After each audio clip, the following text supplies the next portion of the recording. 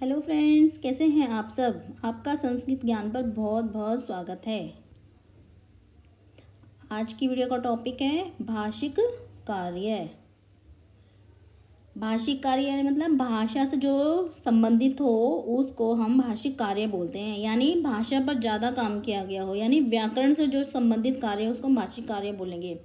और ये जो क्वेश्चन है हमारे बहुविकल्पीय प्रश्न होते हैं, यानी बहुविकल्प दिए होते हैं, यानी मल्टीपल चॉइस वाले क्वेश्चन होते हैं। 4 ऑप्शन होंगे, उसमें से आपको आंसर छांट के लिखना होता है। आओ तो देखते हैं हम अपना भाषिक कार्य। प्रकृति रेव इत्यत्र कह संधि वर्तते। प्रकृति रेव में कौन सी संधि है।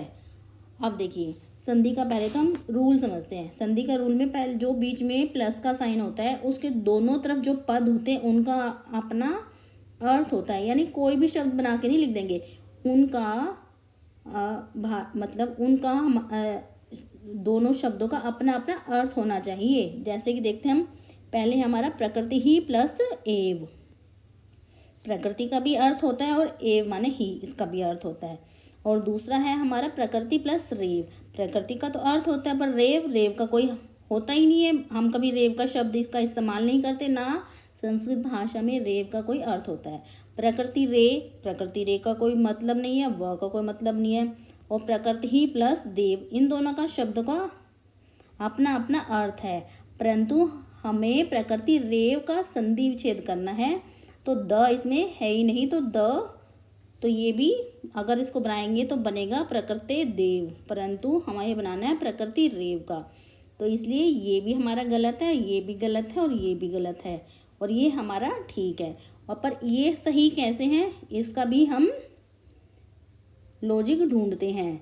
जैसे कि प्रकृति ही प्लस एव, विसर्ग से पहले अगर ए या अ को छोड़ के कोई भी स्वर होगा तो क्या स्वर है हमारा, त के ऊपर ई की मात्रा है तो ई स्वर है। ई स्वर के बाद कोई भी, यानी प्लस के बाद कोई भी स्वर हो तो हमारा विसर्ग को र हो जाता है। क्या है स्वर, ए है।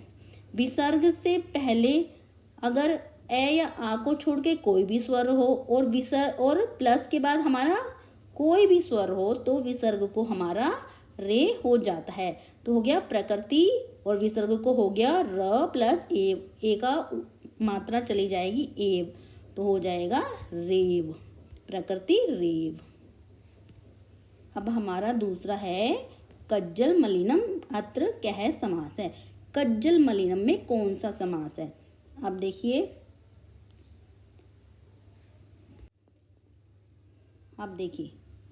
कज्जल मलिनम यानी काजल के समान मलिन, तो इसमें बहुब्री भी हो सकता है हमारा और कर्मधारय भी हो सकता है। क्योंकि जब उपमा दी गई हो तो उसमें हमारा बहुब्री भी हो सकता है और कर्मधारय भी हो सकता है। द्वंद्व नहीं हो सकता क्योंकि द्वंद्व में हमारा और आता है, जैसे राम और श्याम, लव और कुश, तो इसलिए ये हो गया। और द्विगु में हमारा संख्यावाचक होता है, 1 2 3 4 से रिलेटेड जो होते हैं संख्या में, 5 वटों का समूह जैसे और 5 वानरों का समूह, इस तरह से, तो वो हमारा द्विगु में होगा, तो द्वंद्व भी नहीं आएगा, हमारा द्विगु भी नहीं होगा। और बहुब्री और कर्मधारय में से कोई भी हो सकता है, परंतु ये हमारा बहुब्री नहीं होगा। क्योंकि अगर हमारा होता, अब इसमें क्या है, कज्जल मलिनम यानी काजल के समान मलिन। काजल ये हमारा यहाँ हो गया संज्ञा और मलिन होगी उसकी विशेषता। तो एक हमारा विशेषण हुआ और एक हो गया हमारा विशेष्य। विशेषण है हमारा मलिनम और विशेष्य हमारा काजल यानी।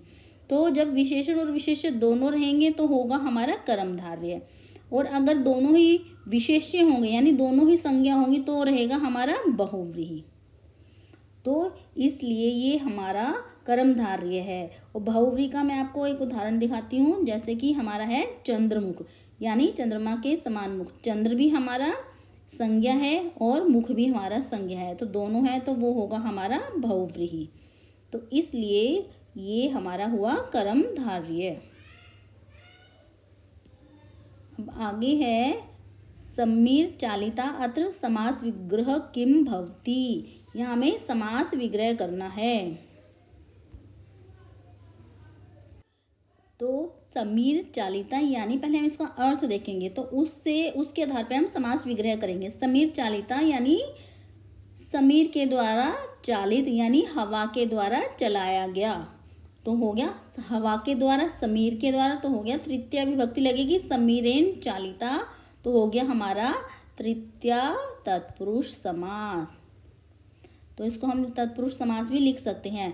समीराय चालिता नहीं हो गया यानी समीर के लिए चालित नहीं, समीरात चालिता यानी समीर से दूर चालित, या समीरेशु चालिता यानी समीर में चालित नहीं, ये तीनों गलत है। समीर के द्वारा चलाया हो यानी समीरेन के द्वारा में लगता है तृतीया विभक्ति, कर्ता ने कर्म को कर्ण से या के द्वारा तृतीय विभक्ति लगेगी, तो समीरेन चालिता, समीर हवा के द्वारा चालित को बोलते हैं समीर चालिता। अब है हमारा नेक्स्ट, दुर्दान्तहि दशनहि अत्र विशेष्य पदम अस्ति। विशेष्य पद पूछा है इसने। पहले तो हम समझते हैं विशेष्य क्या होता है। एक होता है विशेष्य और एक होता है विशेषण।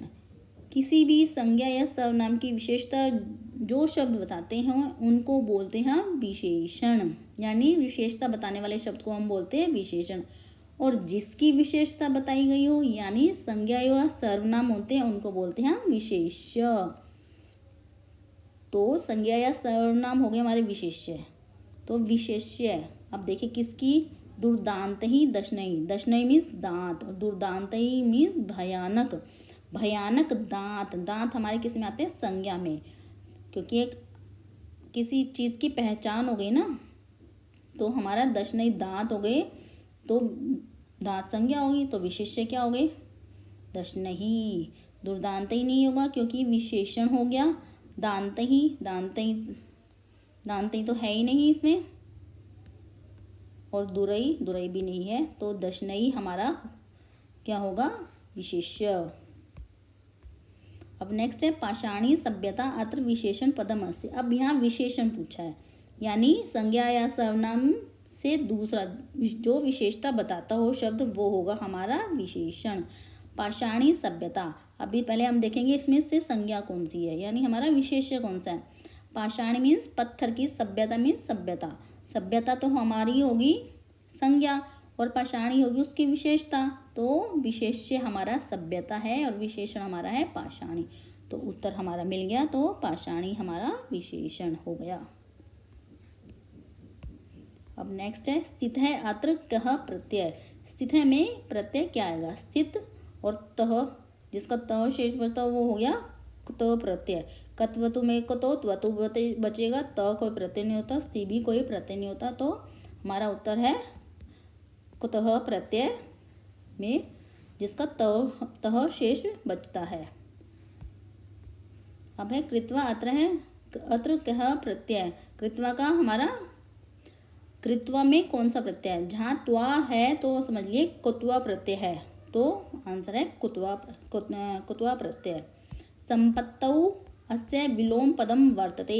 संपत्तौ इसका विलोम पद क्या है, संपत्ति और विपत्ति, तो हो गया विपत्तौ। ये क ख ग नहीं है ना, विरतौ कोई शब्द है, विगतौ भी कोई शब्द नहीं, विस्ततौ भी कोई शब्द नहीं है, तो संपत्ति विपत्ति होता है, तो संपत्तौ होगा तो विपत्तौ होगा। अब पाषाणम अत्र समानार्थक पदम अस्ति। पाषाण का समानार्थक पद क्या है, पाषाण मैंने भी पाषाण सभ्यता बताई थी, पाषाणी नहीं पत्थर। अब देखिए आम्रम, आम्रम का तो मतलब क्या होगा, आम, गलत। वनम, वन, गलत। प्रस्त्रम यानी पत्थर, ये ठीक है। और तनु मीन्स शरीर, नहीं, ये भी गलत है। अब आगे है सप्तवादनम कह सम्यो भवति। सप्तवादनम कौन सा समय होता है, सप्त यानी 7, तो ठीक है 7 बजे सही, 8 बजे नहीं, 9 बजे नहीं, 6 बजे नहीं, तो असली उत्तर है इसका 7 बजे। बहुत ही सिंपल है ये हमारा। अब है 3:30 संस्कृत भाषायाम किम भवति। 3:30 को संस्कृत में क्या कहेंगे, 3:30 यानी 30 तो आधा हो गया ना, घंटे का आधा हो गया, तो जहाँ आधा होगा वो हमारा उत्तर होगा। अब देखिए आधा तो सार्ध सार्ध सार्ध सार्ध तो सब मिलेगा, आधा आधा आधा सब मिलेगा, पर आधा किसका, 3 और आधा है ना, तो जहाँ 3 लिखा होगा वो हमारा उत्तर ठीक होगा। सार्धत्रिवादनम। 10 नहीं है, 10:30 नहीं है, 6:30 नहीं है और 5:30 नहीं है, तो हमारा हो गया सार्धत्रिवादनम। तो ये था हमारा भाषिक कार्य व्याकरण से रिलेटेड। आशा करती हूँ आपको बहुत अच्छे से समझ में आया होगा। अगर अच्छे से समझ में आया होगा तो प्लीज़ मेरी वीडियो को लाइक करें, लाइक करके चैनल को सब्सक्राइब करें ताकि आगे से आगे आपको नोटिफिकेशन मिलती रहे। धन्यवाद।